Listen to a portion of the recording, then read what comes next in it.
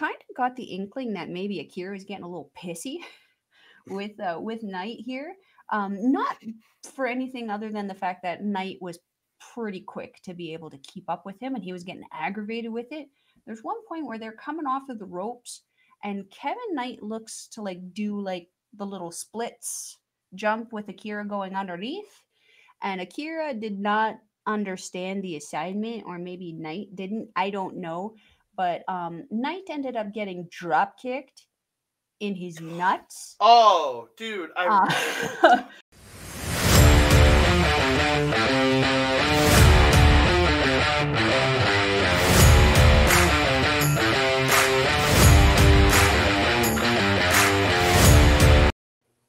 Hello, ladies and gentlemen. Welcome to NJPW Puroresu Review. I am your co-host, Andre C. And it's the Nacho Princess herself, Melball. How you doing, Melball? Nacho Princess? Is that what you called me? Well, that's what you thought I called you last time, so. It's because I'm hungry, and I'm always hungry. I am doing amazing, my friend. I just came back from the gym. I got a nice leg day in. I scooted my booty, and now everything hurts, and I feel like I'm dying a little bit. But that's the point of it, right? How are you doing, my friend? I've never seen the point of feeling like you're dying after working out, but I do enjoy working out every now and again. That'll be tomorrow for me, but back day is always the best day. Back day is tomorrow. Yeah, I hate leg day. Let's just say that. But we're here to talk wrestling. Some New Japan Pro Wrestling, ladies and gentlemen. Me and Mel are finally back together talking some New Japan. It's great because last show I think we covered together. Oh no, last show we covered the New Japan of America stuff. I covered Sakura Genesis by myself. So this is great. We're getting to finally cover some shows, some regular New Japan together since March. Gotta love it. Gotta love it. So before we get into the show, I want to thank all of you so much. All the great comments. I've been responding to comments over the last bunch of days. I thank all of you for all the great comments on the shows. I really do appreciate it. We love hearing from each and every one of you because you guys we love it. It's what we love. We love hearing from you. And so many new supporters is what I'm really loving. We're seeing new and Common Ground MTG posted on a lot of our starting videos. I always appreciate your comments, sir. We're getting a bunch of new people coming in, talking wrestling with us, and I really, really do appreciate it. So thank you very much. And for all of you, please like the video, subscribe to the channel below, and comment down below because we really, really do appreciate it. So please, please, and thank you, ladies and gentlemen. But we are going to get into this. It is time for some New Japan Road to Wrestling Dontaku 2023. This is one tour in the past I haven't been a huge fan of because it's in a low point. But two shows are counting today. I'm like big matches, a couple big matches on each show. I may not have been super pumped for the main event of night 2, but again, big matches. That is true. This one was a very interesting series so far.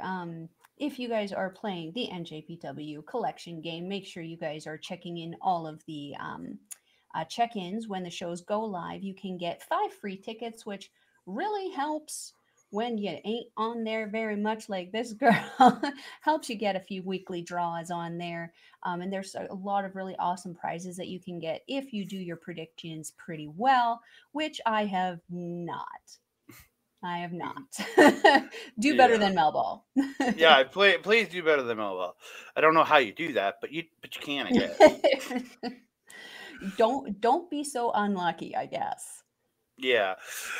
But we are going to get into it. We're going to start out with opening tag match on the April 27th, I almost said March, May 27th show of Road to Wrestling Dontaku.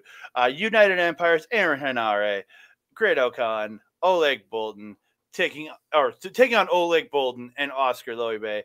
I literally wrote this down. Oleg and Oscar, team pale as fuck, because both boys are pale as fuck, dude. I mean, relatable.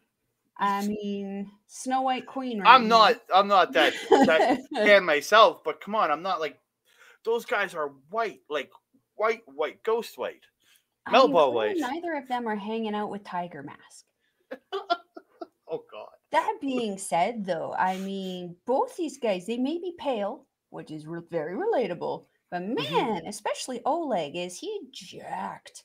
The more I kind of watched this match and the next night's show, the more he kind of reminded me. Do you remember Kitamura? Oh God, yes. Way back when. Rest, goodness, rest in peace, sir. Reminded me of him. That intensity, that level of education, that level of experience, but that absolute level of control that he seems to have over his body is very, very refreshing to see, especially in a young lion, because I was very critical of Hikuleo in his young lion time, where he just looked like a newborn calf, just all limbs everywhere, didn't really know what he was doing. Oleg very in control, and Loibe also very, very in control. Very much so, especially Oleg putting Okan, the champion of the British, really through the ringer at the beginning there. I think Okan kind of went into this with a little bit of a superiority complex. He is the Rev Pro champion. He's going in against two young lions. He essentially kind of pretty much looks at these guys as like the nobodies, right? So I think he was taken aback by how Oleg kind of one-upped him almost instantaneously. Hanare, though, really the star in this one for me, putting both of these guys, Oleg and Loibe, through the ringer. I really feel like Hanare is starting to get a bit more of a push in NJPW, which I'm very much happy to see. But I'm also happy to see that the picture is definitely not how he looks now. He's gotten rid of the weird Chin thing beard. that's above his upper lip there that I think Oh is yeah. supposed to be a mustache. Oh yeah. Just kind of looks like two little snickerdoodles just got stuck on his upper lip there. But yeah, I actually really, really enjoyed this match as an opener. Yeah. Just to show off the United Empire, but also to show off how much the Young Lions have kind of come along in their journey. Both of these guys not being with the company particularly long in a around the ring kind of aspect. Really, really enjoyed this opener. Yeah, I thought, especially Oleg in there with Khan at the early part, just him wrestling, it really showed both got to really work their amateur style, because both are high level amateurs. You got was it Oleg's the Kazakhstanian champion of the Kazakhstan amateur wrestling champion when I went to world championships for them. The guy is a very high level wrestler, and so is Okan. He wrestled for Team Japan, I'm pretty sure, in the world champions and stuff too. So these two, I really enjoyed. I really, really enjoyed it. But I gotta give props to Loibe with those overhand chops that he does. So they look so good, and they look so well placed. And the sound he gets off of them is great. Yes, but in the end, with no surprise, Hanare gets Ultima on Loibe, gets submission victory. Really, there's no surprise there. Come on. You weren't seeing Lions beating these two. Yeah, not even a little. I was sitting there going, I would be surprised if one of these guys managed to pick up a win over these two, especially because, again, Great Khan, champion of the British, Rev Pro champion. You got Hanare, who's on an upsweep right now. There was no way they were going to lose. No. So we move on to the second match of the evening, the match where I went, oh, fuck, really? House Torture versus Chaos. Hiroki Goto, Toru Yano, Yo, and Yoshi-Hashi. Again, a lot more crap. Yano being goofy, HOT being goofy too, I guess. I'm just going to call them goofy from now on, because they're just flat out goofy at this point. Yeah. I did like Yano blocking the kicks with the corner pad, and then he gets hit from behind and he falls out, and then they all start stomping the corner pad. Yano jumping on top of it to save the corner pad was just the goofiest, dumbest, awesomest at the same time. I don't know. It was so funny. And then only they could protect their partners with the same muster. Yeah, Show ends up hitting Evil with the corner pad at one point, inadvertently. Togo gets a garrote on Yano, but gets broken up. Yano gets a low blow on Evil and Togo. And then Bishamon hit the final flash, and then Shoto to Togo and get the win. I think that's pretty much it. That was a double whammy of a nut kicker there. Very, very nice. Jumpstart by House of Torture. Didn't expect that to not happen. I don't remember actually seeing the ring announcer go over, so it looked like the ring announcer didn't actually get bowled over this match. I didn't see it. In comparison to how House of Torture usually acts and what it was I was expecting, I'm very happy that there wasn't as much House of Torture-y shit as there usually is. This was actually a fairly palatable match for me, considering that House of Torture was involved in it. One thing I did want to point out that we've always been pointing it out since it happened.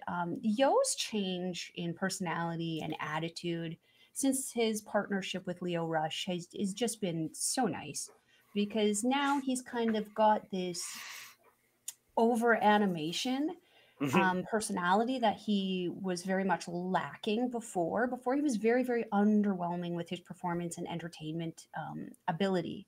Now he's actually interesting. He's kind of doing he's almost like a miniature, like, sorry to say it, but like a miniature Kota Ibushi. He's becoming that over animated, expressive, kind of showman kind of person in the ring.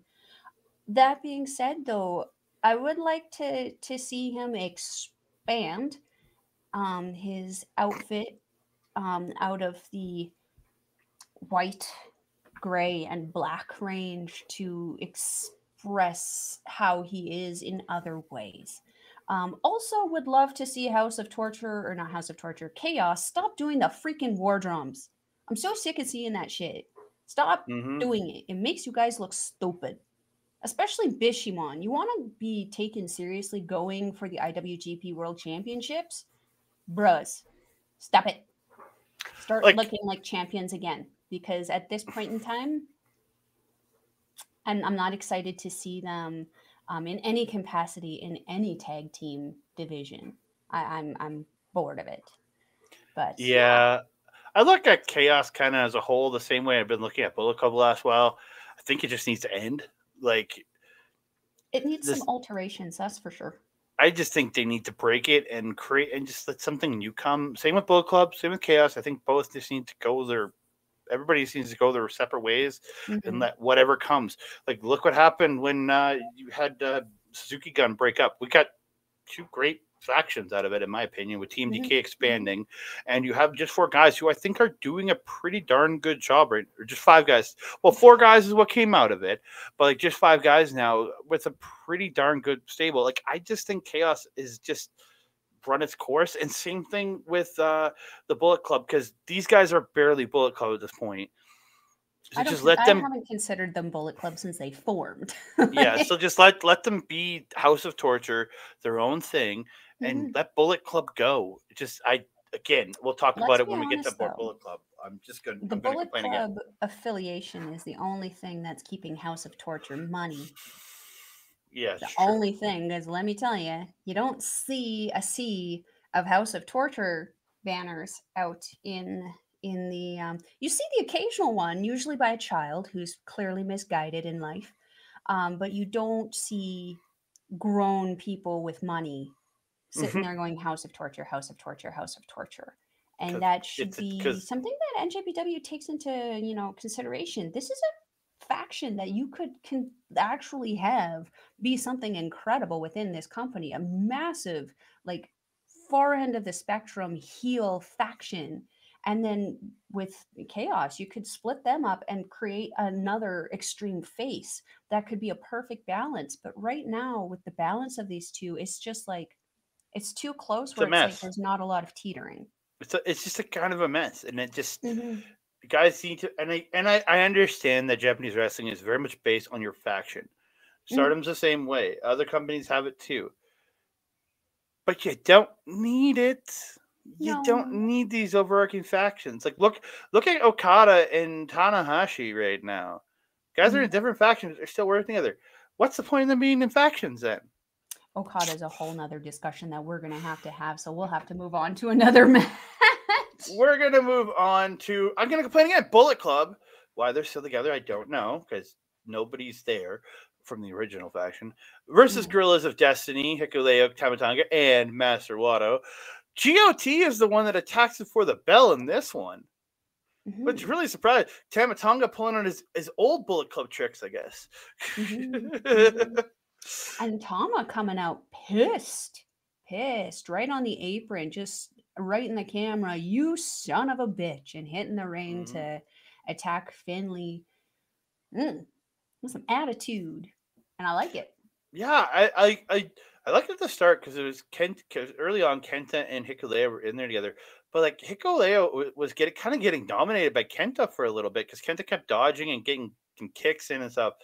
But it was when Taiji Ishimori tries to get in and help Kenta is where it kind of screwed up, and that's where Hikuleo got the double suplex on the two of them, and I was just like, "See, this is what cheating gets you, you idiot." But yeah, I thought a fun little match. Nothing, I don't think anything to write home for. Again, it was really it was building two feuds. It was building that Hikuleo and Kenta feud, which I think is going to be a pretty tremendous match. And then Tama Tonga and David Finlay, who I'm not really excited for that match, to tell you the truth. I'm not gonna lie. Also, the picture of him in this is just.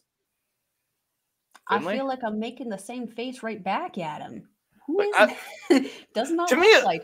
To me, it looks like local professional wrestler Cody Mack a little bit. He almost looks like he's rocking a rock eyebrow too there that just like got painted on in like an evil queen villain kind of eyebrow scheme there. Moving on from the picture though, I do agree with you about the overall feel of this match. It wasn't really anything fantastical. It wasn't anything like terrible. It was building to the feuds that were happening between Kenta and Hikuleo and Tama and David Finlay. That being said, though, I felt that despite kind of being the odd men out, Wato and Ishimori performed very, very, very well. And let me just tell you, Master Wato has gone from looking like a teen bopper pop remix reject to looking like a legitimate professional wrestler. He is looking in shape. His hair looks phenomenal. It's a very Karen haircut, but it's not blue anymore, and that's a good thing. Whoa, I thought you liked people with blue hair. Josiah Brookside. What about Kat? What about our friend Kat? Jeez. Oh, Kat does look phenomenal with the turquoise, though. Love you, Kat. His entrance gear though, Wato's entrance gear also huge step up. Just everything about him is looking phenomenal, and I felt that he performed very, very well throughout this match. Yeah, I did not like the ending though. Nah, I do very much like that Finlay has changed the name of his finisher. It is now called the Oblivion. But the only issue I have with that is Liv Morgan's name for her finisher out of the ropes. So it's like, great job stealing a name. But yeah. I mean, it's WWE. That's the pot painting the kettle, isn't it? Pretty much. But yeah, so in the end, Finlay hits the Trash Panda. I'm going to keep calling Trash Panda because I don't like the name Oblivion for that. The Trash Panda gets the win on Wato, and Kenta attacks Hikuleo after the bell. Lots of attacking afterwards, not unexpected from these guys. Though admittedly more palatable, more appropriate than House of Torture's kind of attacks before, during, after the match. So I'll allow it. We move on. Six-man tag team match. I'm insanely conflicted because I love both these factions, and I love these tag teams because, like, TMDK, Haste and Nichols is one of my favorite tag teams since they debuted in NXT. Davis and Fletcher have just become one of my favorite tag teams over the last couple of years just because they're amazing. And I'm just so conflicted on this goddamn match. When I was watching it, I was like, God damn it, I don't know what to cheer for. Yeah, I mean, I kind of came in the same. All six of these guys are people that I very much enjoy watching. Even Cobb and Zack Sabre Jr. Oh, me, yeah, that too. Like, yeah, I love Sabre. I definitely felt that like once Cobb and Zack kind of got in with each other, they kind of knew that they were the people to kind of focus on, and whereas the tag teams, because they were meeting the next night, they were allowing them to kind of work together more. I felt Cobb was really powering his way through Zack Sabre Jr. But Zack Sabre Jr., I mean, he's Zack Sabre Jr. He kind of knows how to we'll say reverse and kind of retaliate against that kind of power style that Jeff Cobb typically has. But there was a number of times where where Well, he yeeted him. well, there's okay. So I wrote it down. Sabre catches a triangle Mhm. and he's down the man, but Cobb just lifts him up and then like flips him and tosses him, just yeets him over his head. And I do have a call. They do call back to that on the next show, which I will be bringing up because what Okay. Sabre does is kind of genius. But dude, like it was like just the way they like his technical rolling around submitting you style Mhm. versus Cobb's big beast of style, who also knows how to wrestle and submit you because again, Olympic wrestler. Yeah. So like Yeah. I like they're gonna face off on May 3rd. I am so excited for that show. Mm-hmm. Yeah. Lots going on that May 3rd show. Mm-hmm. But yeah, dude, absolutely phenomenal match. Like Mm-hmm. Davis ends up stopping a tank buster. It gets this crazy German to Nichols. He lands almost right on his head. It looked Mm-hmm. kind of gross, but like, yeah, I don't. This match was just so good. Mm-hmm. Like, yeah. Where, The I didn't. energy was Did I write off down this the show. finish? Oh, I did write down the finish. I sure Sorry. hope so. Okay, I know who got the finish, but I don't know what they did to get it. Yeah, so both teams just start brawling, and then they take and Nickel or Saber ends up on the outside with Cobb along with Davis, and Haste and Nichols hit the tank buster to Fletcher and get the win, leading into the tag team title match. Yeah, Mm-hmm. win. Interesting way to end the match there. Certainly created a little bit of fear for the United Empire fans there. Watching especially arguably one of the favorites of the United Empire taking the pin there. Yeah, I know I it was concerned. I was going like, what the hell? I'm like, Mm-hmm. God, I was like, but I was like, I wasn't mad because I'm like, if Team DK wins the titles, I can't be mad because Team DK won the titles. But then if Exactly. Aussie Open retain the titles, I can't be mad because Aussie Open, I love Aussie Open. So it's weird conflicting Mm, feelings. lots of fuels. Lots of feels.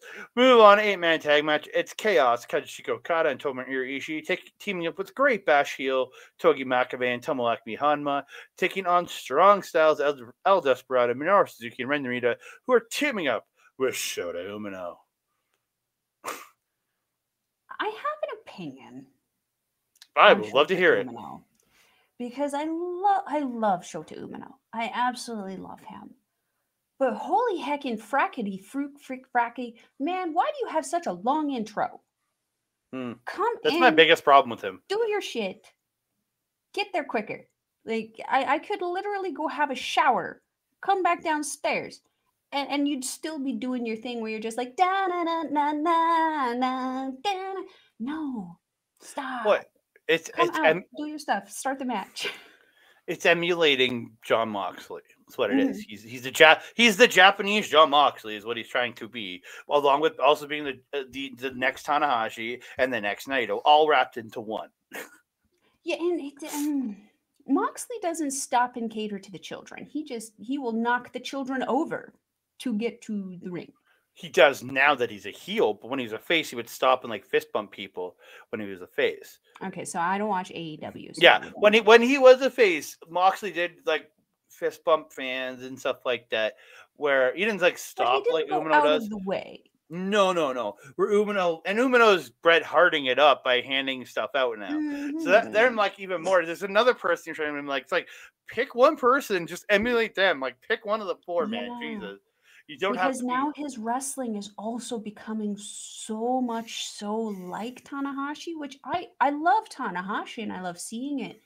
But I feel you've mentioned this also in the past. He is going to start losing his identity of Mhm. who Shota is if he keeps emulating all these people. he needs to pick the things that he likes for sure, and put his own Umino flair on it. But right now, yeah, That's as much as I love him and I love seeing his wrestling, I'm looking at it going, okay, you need to evolve. You yeah, need to take that and next step. and with that point, I think Narita is the exact opposite in the fact that he has very much emulated a Katsuyori Shibata style, but he's made it all his own. I don't look at, like, when he first showed up, he was Katsuyori Shibata mini to me. Yes, but he has evolved himself and he has become this guy who's just like, I'm going to beat the shit out of you. I am that guy. He is. His association with Suzuki and Desperado has been the best thing for him because it's created a character that has differentiated itself from Shibata enough, but it still gives you that hint of Shibata, but he is his own Ren Narita. 100% agree with you on that. That being said, always a joy and privilege to see Makabe and Hamna in a match. I love these two. Kokeshi! Yes, a coquette. And I think I've mentioned it before in the past. Every time I see Hamna, I feel like his shorts are getting smaller and smaller. But like, I can't complain about it because the guy, I mean, he's probably the oldest next to Minoru Suzuki in that ring, and he's got the best build. It's insane. Not the best mobility, but the best build. I always love seeing Makabe doing his King Kong punches in the corner, followed by his I love that cackle. He's It so just good. becomes synonymous with him. The Desperado Ishii, sorry, feud really amping up in this one. These two really not liking each other after their little showdown, hey? I got a real question though. Does Kevin Kelly watch New Japan of America anymore? That's the real question because he made a comment that these two want to fight each other. It's like they literally just fought each other a week and a half, 2 weeks ago. Yeah, that's what I was thinking about. I was so Like I confused. didn't have English commentary. I had Japanese commentary, but Oh, I watched English on this one, and it was just I watched Japanese on the second night because there was only Japanese.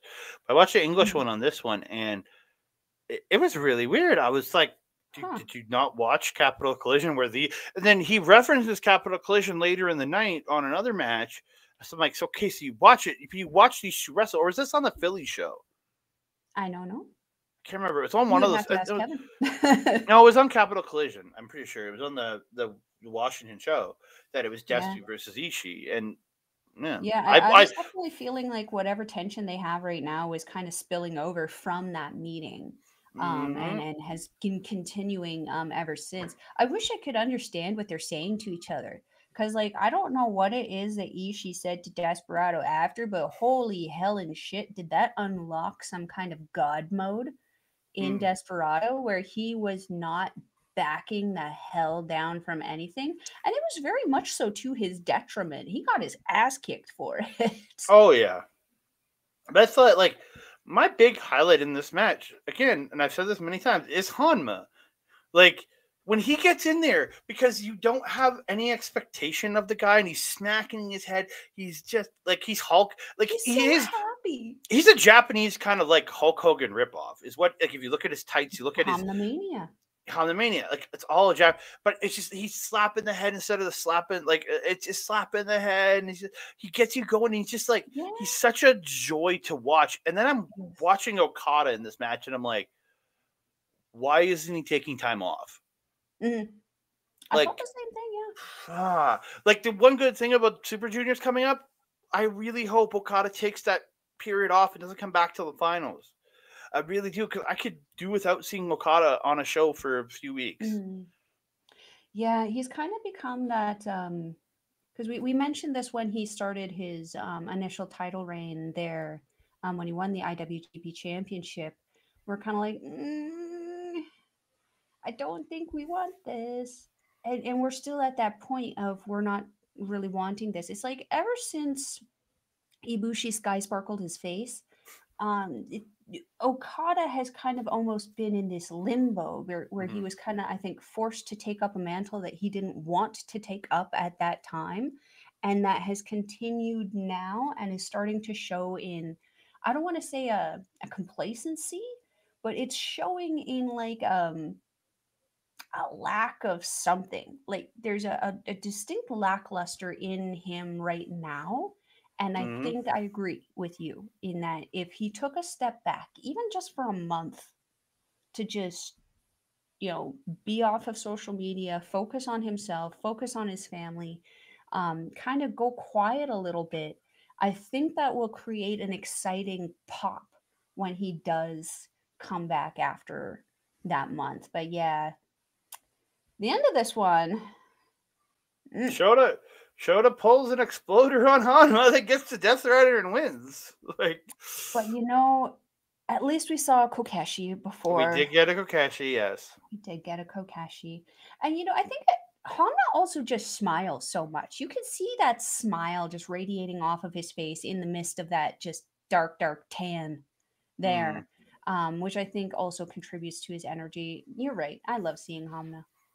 I gotta say, though, Kevin did make a comment.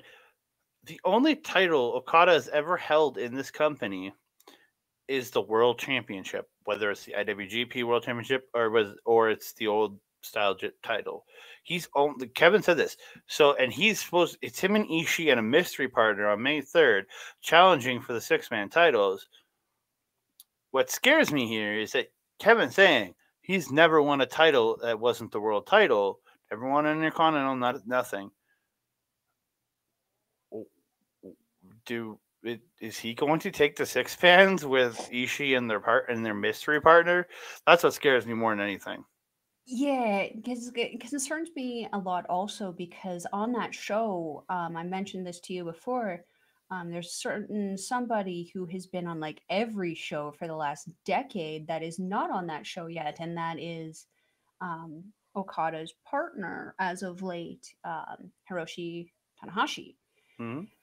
Dude, and like that would just break my heart. Ishii, Okada, and Tanahashi as the 6-man champions when you just had Strong Style, Minoru Suzuki, El Desperado, and Ren Narita. Like these guys have the capability to add some. What's the word? Flair. Not even. I don't know. I feel like these belts have been devalued.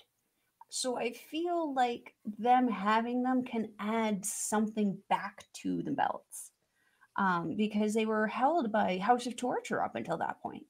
And it's like, they need to be given some more gusto, some more importance. They're a championship. They might be considered a lower tiered championship for sure, but having a lower tiered championship is better than having no championship is all I'm going to say. So yeah, this concerns me greatly. I didn't have the English commentary because I watched it literally the morning that it had happened, like first thing. So I only had the Japanese access.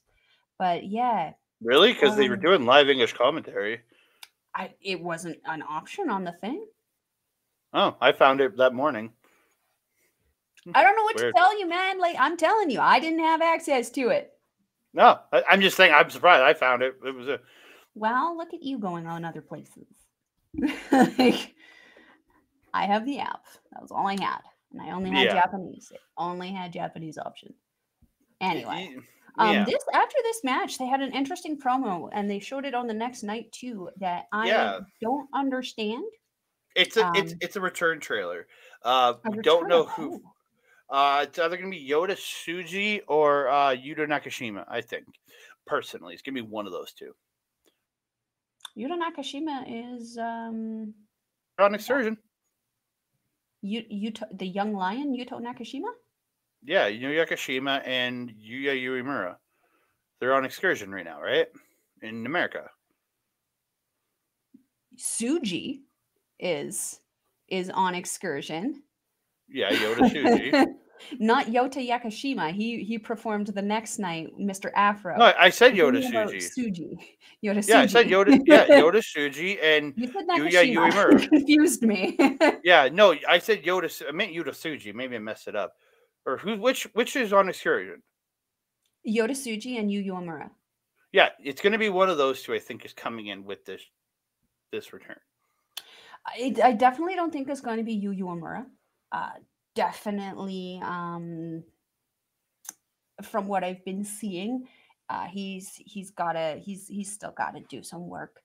He's doing very, very well, but he's still got to do some work. From what I'm seeing of Tsuji performing in CMLL, he is doing very, very, very well. So if that's the case, I will be very excited. But that being said, the video, I mean, Master Watto's didn't exactly do a great job of showing who he was either.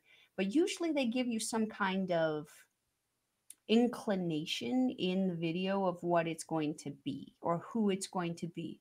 So like they literally gave you Moxley's symbol and it took everyone like forever to kind of figure out what it was, and then it happened and everyone was like, oh well, F us. You know, with this one they keep saying alpha, alpha, alpha in this. And the only alpha that I knew of is in WWE now. Yeah, I was gonna say it ain't Carl Fredericks. I can tell you that for gosh darn. But it's like it's a goddamn it's a Godzilla ripoff though, is what it is. Yeah. It was very kaiju to me. Yeah. So we'll see. I'm not sure, and we don't. It just says coming soon. So is it May 3rd? Is it Dominion? Where is it? Is it Best of Super Juniors? Where is it? It's like the Best Super Junior final. Is it there? We don't know. And what would Tsuji be even? And then is this where they announced the Best of Super Juniors? Or is that after the next match? I don't really know, but we can go through it right now. We'll go through it now. I've got it up right here. So we go. The Best of Super Juniors was announced. So I'm gonna bring up the blocks here. I'm gonna make it bigger so everybody can see it. So in Block A we have Kushida, Taguchi, Lio Rush, Doki, Hiromu Takahashi, Teton, TJP, Taiji Ishimori, Sho, and Mike Bailey making his New Japan Pro Wrestling Japan debut.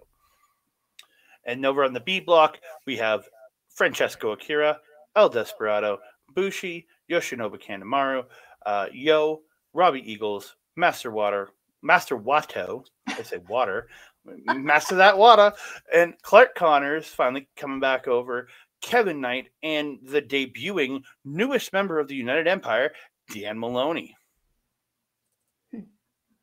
Again, I'm looking very much forward to that, especially with the additions of Bailey and Maloney. Again, new blood into this tournament. Very disappointed. There's no Alexine. Yeah. Has he put on enough bulk though that he might be out of weight class for the Super Juniors? And could we maybe be seeing him pop up in the G1? God, I hope so. That would be awesome. I would love to see that personally. I would too. Especially with the size of the blocks now. Yeah. Definitely. 100%. So I'm going to make a pick. I'm liking it. I'm going to make a pick right now. I'm going to pick right now. My Block A, I'm picking Sho. It's crazy. I understand. In Block B, I'm picking Master Watto, and I'm picking Master Watto to win this thing. Interesting. That's not what I was expecting at all out of you. You got any interesting picks? I had to go through each and every single one of these and be like, oh my God, okay, what is what could be the benefit? What could be what are the pros and cons? You know, with Sho, your pick, he does have the House of Torture in his corner. And we've seen how House of Torture has been always in these tournaments a factor. That being said, though, my pick for Block A might surprise you because it surprised me too. Going through everything, because my personal initial choice was TJP. I just love his technical prowess. I just love his wrestling. It's a very unique styling, but I don't feel that they're going to give it to him. Teton was another one that was one of my favorites, but again, as much as I love his wrestling, I don't feel that his popularity over in Japan right now and then LIJ, I don't feel like they're going to give it to him. My choice for Block A was Lio Rush. Ooh. Yeah, because I feel like technically speaking and just ability speaking, he's going to have that ability to overcome any House of Torture bullshit, any side kind of stuff. He's if Bullet Club becomes an issue with Taiji Ishimori as well. And I feel that he's probably going to keep up with everybody else in this block without a problem. So yeah, Leo Rush was my pick for Block A. For Block B, this one might not surprise you, or it might, I don't know. I had to go with my heart, and not my head. Which, if I was going with my head, I'd be going with Clark Connors, just because I feel that Bullet Club is going to be a problem in this tournament, all around. Whether it's House of Torture, whether it's with Clark Connors, I feel like they're going to be a problem. But my choice for Block B is Mi Amore, Francesco Akira. And I actually pick Francesco Akira, Will Ospreay's mini-me. That being said, the next GOAT, the second coming GOAT 2.0, I call Francesco Akira taking the Super Junior block. And who wins out of the two of them? Or you're picking Akira to win the whole thing. Okay, yeah, 100%. Yeah, like I think we both picked people out of B block. I picked Watto because I think it's Watto's time. Because again, I really love the evolution of Watto, and that's why he's my pick. I would love to see Akira win it all. Or even Robbie Eagles win it all, because again, they're part of my two favorite factions. He was another factor for me, because just joining TMDK, I mean, that's a step up. I mean, stepping out of the chaos shadow and into the TMDK sun, essentially. And like, fits in perfectly. Seems to be a big Aussie thing. I think he's going to do very, very well. I think he's going to probably be in that top kind of performing top 5 of his block, 100%. But I don't, unfortunately, think he's going to win it. Yeah, I get that. I very much do. But again, I'm very much looking forward to this tournament, because it's going to be some great We're going to be covering it. We might end up going back to our old model of each picking a match on each night, because we're going to have to cover multiple nights on the same show. So go back to the old. We each pick a match that we want to highlight, and we just give you the results of the other ones, just to kind of pare some time down. So yeah. So we move on. It is LIJ's Bushi and Shingo Takagi taking on Just Five Guys, Sanada and Taichi, with Taka Michinoku. I like the pairing of Taichi and Sanada. I really do like them as a team. But Taichi and Shingo battling at the beginning was great. I just wish that feeling I would have felt that feeling in their match the next night. 100%. I feel that their build-up was better than their match. Yeah, they played the whole spot where Taichi gets the Greco-Roman throw hold to the out and takes Shingo to the floor. And they battle the outside. And they both pop in just after 19. It was I very much did like that. I love though with Sanada that skull end spin he's doing. Yeah, I love, I know he did it before, but you didn't see it much. It's becoming a staple to his repertoire now, and him doing it to Bushi, and then Bushi getting the roll up out of it was perfection. But then Sanada gets the skull end on Bushi again, while Taichi gets the Dragon Sleeper onto Shingo, and Bushi's forced to tap. And the ref and the Young Lions have to break up Taichi's submission on Shingo. Holy shit. So much anger, these two. Yeah, don't forget also, Bushi had a really great tope suicida. He's always good at these tope suicidas, but he had a great one against Sanada there on the outside just before being submitted. I literally have that written before the skull, and I just skipped it. Yeah. Something also interesting, obviously Sanada has just come out of his faction with LIJ to join Just Five Guys. Very hesitant, and this is, I think, I hate to say it, but this is the most emotion and kind of actability that I have seen coming out of Sanada since starting to watch him. When he was with LIJ, he definitely wasn't very expressive. He wasn't very showmanshipy. I feel that has kind of almost been unlocked with joining Just Five Guys. And, as much as I would, I want to say, I don't like seeing my preferred faction losing members. It definitely seems to have worked out better, arguably, for Sanada leaving LIJ. Yeah, I don't have a ton to add to this. Yeah, because Sanada's on the exact opposite path of Evil. He's on a great rise coming out of LAJ, where Evil came out and went. But like, speaking of Evil, clearly looks like Taichi has really lost out on some of that Suzuki-gun money, and it looks like he stole one of Evil's old robes to come out for his intro. Ugh. I hate those robes. I hate them. They're not just terrible. They're not for everybody. No. Yeah.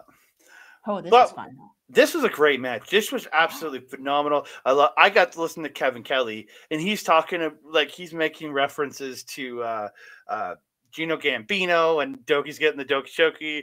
He's like, Gino Gambino back home in New Zealand. Just, Doki Choki, Kevin. Just loving Doki getting this choke in like the second or third when he made that call. And I thought these two absolutely killed it together. Like, you have a junior heavyweight in Doki stepping up to face a heavyweight in Naito, who's not one of the bigger heavyweights, don't get me wrong. But these two just killed it in the ring, and 15 minutes of absolute perfection in this ring. I thought both these guys absolutely killed it. And Doki getting the attack before the bell and making Naito wrestle with his gear on for the first bit, and just like hitting that Suicida, getting the stomp. Like, dude. He really took it to him. Doki Choki twice on him, didn't he? Three times, right? Once before he was able to disrobe, and then a few more times throughout the match. The jump start was great though. I mean, don't sleep on Doki, man. I've been talking about this guy, talking him up for a hot minute. This guy puts absolutely everything into what it is that he's doing. And he has worked so hard on himself. Like, he has gone from being, a pretty decent looking wrestler to being absolutely jacked. I would actually say he's probably the best. He's in the best shape of his life. And he's the one member in Just Five Guys who is in the best shape of their lives, even to the IWGP champion. He performed so great in this one.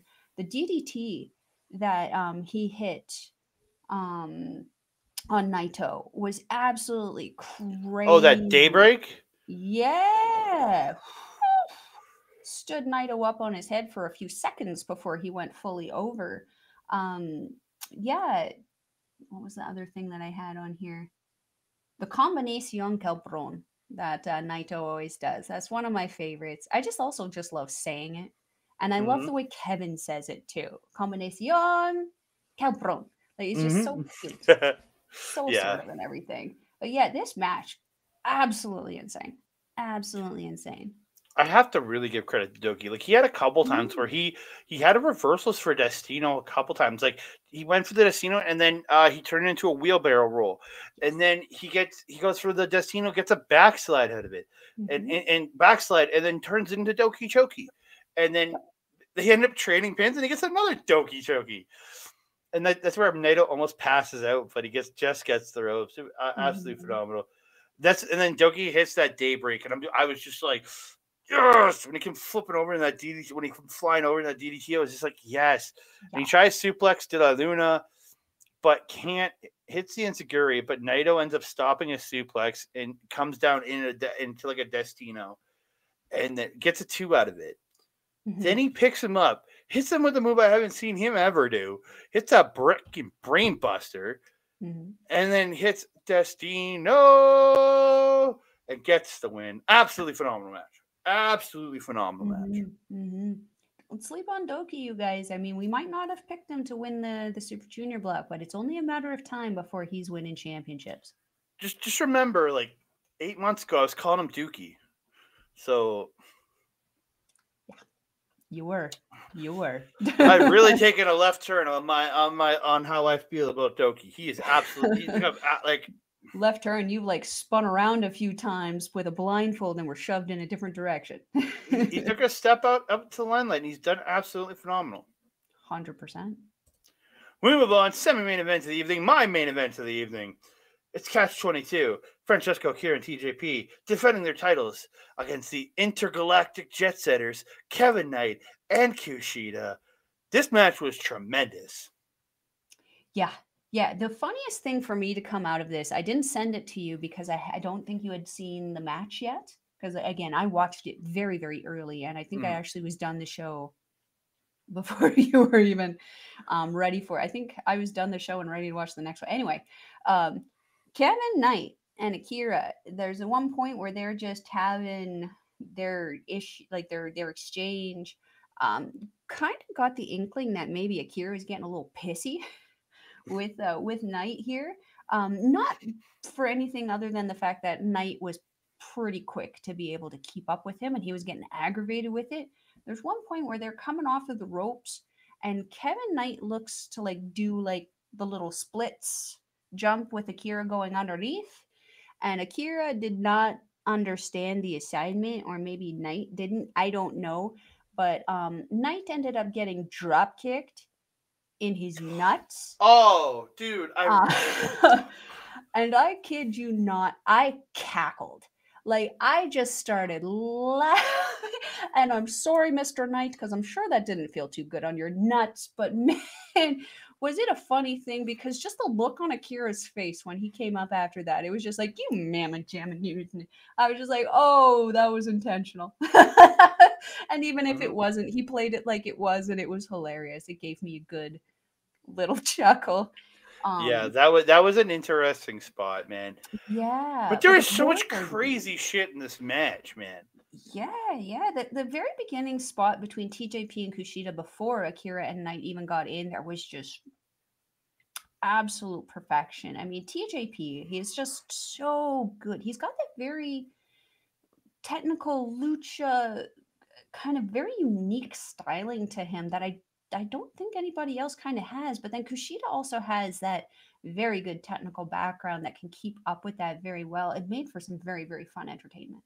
Yeah, absolutely tremendous. Like, just some of the crazy spots. Akira's like literally helped up to the rope, and then just this front flip sent onto the outside onto Cushion Knight. Absolutely phenomenal. There's the electric chair drop kick by Knight and Kushida, where like Kushida gets him up, and Knight jumps up like incredibly amount. I don't understand how the guy hits so high. It's absolutely tremendous. There's the electric chair sent on from Catch-22 in this match. Like, just so much. The X Factor 3D, I call it. It's a 3D into an X, like the Dudley Boys 3D, but it's an X Factor coming down. The move that cut Leo Rush's head open in that in January. Yeah. Like, and then they did Skull and Bones, which is a Motor City Machine Guns move, where it's the splash and the neck breaker.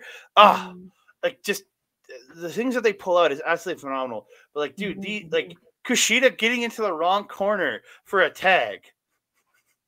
He was in the wrong corner. He went to the red corner for some weird ass reason. They were the blue corner. I think Kevin Knight's literally going the other way, and Kushida's in there like, come on, and then like he's going the other way towards his actual corner, and the ref's like, no, you got to go over there, and Kushida has to run around. How hard did he ring your bell, sir? How hard? Dude, it was. I don't know if it was intentional or it was funny, but it was absolutely great. But dude, these guys absolutely had just it's amazing match. I would say it's hard to go through everything because it's just so much intricate stuff in the way they move. Kushida, so at the end of it, Kushida stops the leaning tower, which I was so pissed because I haven't seen that move in a while. And Knight gets a pendulum DDT onto TJP, and then he does the hop up and hops up and Rana's Akira off the top. Which was just insane. And the Jet Setters hit what they call the Culture Clash, which is the Yo Leo roll into a Kevin Knight DDT, and they pick up the win. I was super underwhelmed by that finish, but the match itself made up for the finish. But this is a great match outside of that final move. Yeah, I agree. And when they did that roll, I kind of went, "Are you effing serious?" And then that was the end of the match. I was like, "What? Why?" Honestly, to me personally, what it should be is that baseball punch by Kushida, that baseball punch that he does that like knocks people out that he was winning matches with at one point, and then Knight coming off the top with a frog splash. That would be a epic. The baseball punch would drop it, and Knight comes off top, it hits a frog splash, and it's over. That would have been epic. But just a yo-yo roll into a DDT. Yeah. We're gonna have to get used to it, though. With it also, yeah. They got a name for it, so we're gonna have to get used to it. We may have to see it, but we don't have to accept it. That's a big thing to take out of there. There was one part on the outside where Akira and TJP were kind of mucking about with Knight, and Knight ends up vaulting not only them and the rail, but the other rail. He was vaulting everything. Like, the power and spring in this guy's step is absolutely unreal. TJP also getting busted open in this one, splitting the inner part of his eyebrow there. I mean, his look was pretty smexy. He kind of has been coming out looking like a emo K-pop singer, and I'm not mad about it. It's a very good look on him. But Kushida clearly jealous of his pretty face and kept drop kicking him in the face and planting him in the ground and all this. And then Kevin Knight just comes in with a drop kick, and that was when I just noticed all the blood and everything. He definitely had a Leo Rush moment there, where they definitely tenderized his face a little bit. But hey, you know what they say about scars, right? They make you look ugly. Well, shit. Wow. Yeah. Didn't expect that, did you, Mel? No. Jeepers, Murphy George. But actually, absolutely, and great piece of trivia. Kevin Knight is the first Shibata taught LA Dojo member to win gold in New Japan Pro Wrestling. Interesting. I first boys. That's interesting. I say Shibata taught because the LA Dojo did exist beforehand and trained guys like Balor, Carl Anderson, TJP, and others. But he is the first Shibata taught champion, because technically Ren Narita did not emanate from did not start at the LA Dojo. He went on excursion to there. That's why and Kevin Kelly did mention that Narita, it wasn't technically an LA Dojo. He was LA Dojo affiliated when he went over, but he's not an LA. He trained under Shibata while there. But of anybody that was trained fully under Shibata, Kevin Knight is the first. If you don't include Narita's excursion there, but of pure LA Dojo guys, he's the first one to win a title. Interesting. Yeah, I thought absolutely tremendous, and again, absolutely tremendous match for him to win his first title.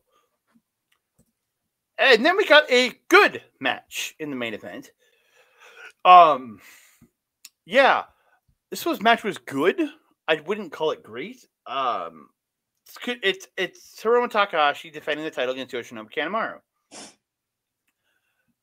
32 minutes this match went. I don't hate on him because it wasn't a bad match. It's just Kanemaru, I don't think, is charismatic and exciting enough that this should have been 32 minutes. Like, it was a good match, and I watched it on 1.5 speed. So this match was 22 minutes for me personally, and I thought it was long. I agree. We were discussing this briefly before we came on here, and this was it was a little. I found also that the spectacle of Hiromu's intro jacket was almost one of the more entertaining parts of this match. I will say I've been really not nice to Kanemaru's gear since joining Five Guys. As Capital Collision, his silver gear was just atrocious. This gear, a lot better. Some alterations have been made. He's added that texture to the flat color, so it kind of looks a little bit better. It didn't really fit him a whole lot better. I really still don't feel that his new gear is doing him any favors in regards to showing off his assets and hiding the flaws. Not that he really has any. He's actually in really, really good shape for his age. It's just he's just not wearing gear to show off what it is that he has. Um, both men going after the knees throughout this entire match, whether it was moves, whether it was strikes, whether it was submissions, both of these men were targeting each other's knees to pretty much, I think, tenderize and get everything kind of softened up for their kind of final showdown there. Kanemaru, though, especially relentless with Hiromu's knees. I mean, he's the heel master for a reason. He's kind of earned that name. I thought he was doing absolutely phenomenal. Kicking out of the time bomb and then trapping Hiromu immediately in a figure 4 leg lock immediately after. I mean, that was just perfection. Kanemaru is such a well-educated wrestler there. He also had that figure 4 in for a really, really, really long time. Something that I kept kind of hearing in the back of my head was Zack Sabre Jr.'s voice going, "You're supposed to transition into something else, dickhead." And like, what's 6? Sorry, I beat myself. 6 seconds per submission, then you switch. Yeah. So like all I could hear in my head was Zack Sabre Jr. yelling at him going, "You're supposed to change. You're supposed to change. You're supposed to change." He was not changing, but he didn't really need to. He was kind of doing the damage that he needed to kind of have on there. Man, Kanemaru's satellite DDT is just Mwah. It's just I'm gonna start doing that more since you told me I do it. So mwah, it's my thing now. It's perfection. He does it so well. Feeding Hiromu a satellite DDT, a moonsault, his deep 6, everything to put Hiromu down. Hiromu was kicking out of everything. Very, very determined not to lose belty to Kanemaru in this. This match was absolutely tremendous. I think Hiromu did such an amazing job in selling his knee. Like when he went for the sunset flip bomb over the top rope to the floor and he lands, he just immediately lets go and just grabs his knee and crumbles. It was just like some perfection in the way he was selling that knee was just tremendous. And then Kevin Kelly literally said it. Hiromu sandbagging Kanemaru when he's trying to suplex him. I was like, I love that he said sandbagging him, and I'm like, because that's what guys do to fuck with other people in wrestling when they're trying to get suplexed and they want to fuck somebody. And the fact that he brought it up, I laughed and laughed and laughed at that. I mean, Nane Takahashi, very, very infamous for doing it on Stardom. Yeah, but this match was insanely good. These guys so much to it. But again, you could have shaved 5 or 6 minutes off this match and it wouldn't have hurt it in the least because there was a lot of down points that weren't, again, it was just really good. But it would have been a match of the year contender for me if it had been 6 or 7 minutes shorter and I didn't have all weird lull spots. Yeah. There was a lot of breathing spots where like Kanemaru would get his shots in on him and then kind of wander around and play up the ring a little bit, play up the crowd. And yeah, it was an interesting roller coaster. Not every event needs to be 30 plus minutes, in my opinion. You can get away with 20 to 25. 100%. That is more than enough. Like again, in the end, absolutely phenomenal. They trade some roll-ups. Hiromu gets a huge lariat, hits a Death Valley driver, but Kanemaru kicks out at 2. Hiromu lines up, smashes a pumping bomber, the Shingo Takagi lariat, and hits a time bomb too. Gets the win, retains his title. I don't know what they said after because I don't understand Japanese yet. I know like 10 words, and I don't think I heard any of them. Yeah, I was watching Japanese commentary, so I had no idea. But again, absolutely tremendous show. This Road to Wrestling Dontaku. We are going to be back on Friday to talk about the April 29th it was just part of the Road to Dontaku tour, but it has its own weird name. I'll say it on the next show because I cannot remember the name of this show. Sorry, Wrestling Satsuma no Kuni. Which confused the hell out of me because Satsuma is my favorite scent at the body shop. So, like, are we throwing oranges, not apples? I don't know. Yeah. Yeah, but we want to thank you all for tuning in. We absolutely appreciate all of you coming in and watching our show. We will, again, like I said, we'll be back this coming Friday with Wrestling Satsumi no Kuni, or Satsuma no Kuni. We'll be talking about that this coming Friday. We'll be bringing back some Stardom next week. Don't worry, we'll be back with some more. Just Stardom is on a bit of a delay for us because we have to watch it on the network, on their network, and we won't be able to watch the show till Thursday, and it's going to be tough for us to get a show by that week. So we'll be back with Stardom next week. But yeah, I want to thank our good friends over at Backbreaker Video, all the great support Mike and his crew has given us. You can check them out. Oh, I should really have put his information up because that would help. You can check him out over at youtube.com/@Backbreaker Video, where you might be watching us now. So please like and subscribe there. Also and then please check out his twitch.tv/Mike the Rep for all the great live content that he does, all the gaming, all the wrestling watch-alongs. Check it out. You want to check out that gaming stuff, youtube.com/@Backbreaker Gaming. You can find him, PJC, Rick Jules, all the great stuff those boys put out, all the great gaming content there. We've got some great Pokemon watch-alongs that I love to watch from Rick Jules over there. So please check those out. And then, also check us out at YouTube. So I am bad at my job. On Facebook at Andre Melball Wrestling Talk. Also, you can if you're watching us on Backbreaker Video, youtube.com/@Andre Melball Wrestling Talk. And my friend, if they're wanting to follow you on social media, where are they going to find you? Look on the bottom: Twitter, Mastodon, and Hive @ThatCanadaGuy, Instagram @ThatCanadaDude, and on Facebook at Andre Melball Wrestling Talk. And if you're wanting to follow a Melball, you can follow her on Twitter @Collins Melball, and you can follow her on Facebook, Instagram, TikTok, and Mastodon @Melball Collins. You can also catch me on Andre Melball's Wrestling Talk fan page, as well as the YouTube page. And you can also catch our amazing friend Andre over there on our local establishment. You got a show coming up next week, don't you? The Marvel Talk. This coming Sunday, May 7th, myself, OLED, and some special guests. We have one confirmed for sure. We might have a second.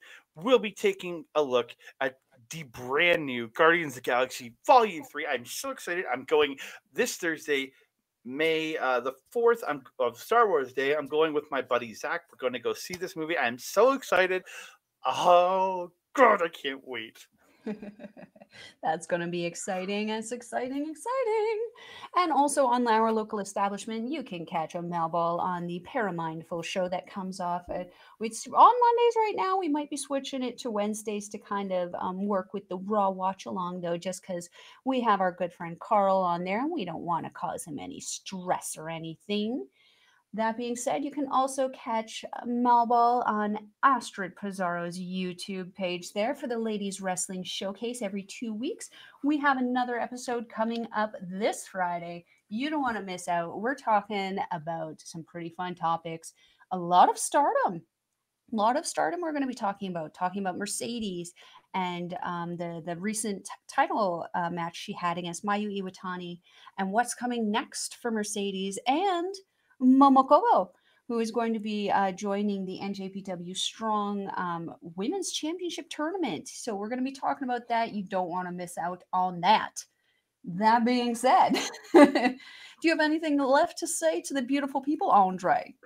Just thank you so very much. Please like the video, subscribe down below, and leave us comments because we'd love to hear from you. We do indeed. And that being said, I am your Melball. Over there is Andre. We will see you next time. Adios.